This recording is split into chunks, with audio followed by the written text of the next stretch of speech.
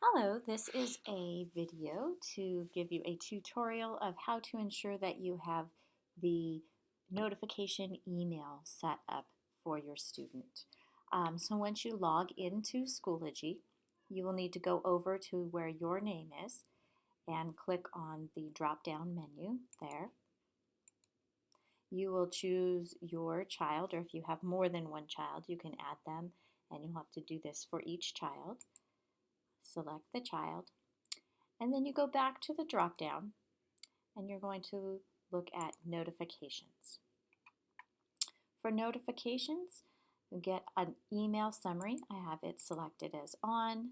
You can repeat it daily or weekly. I choose weekly because daily is a little too much information. You can choose your time and your day of the week that you would like to get your email.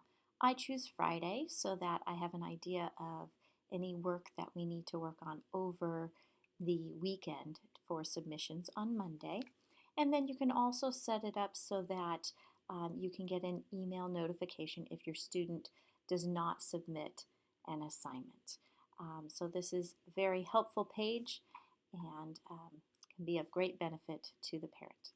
Have a wonderful day.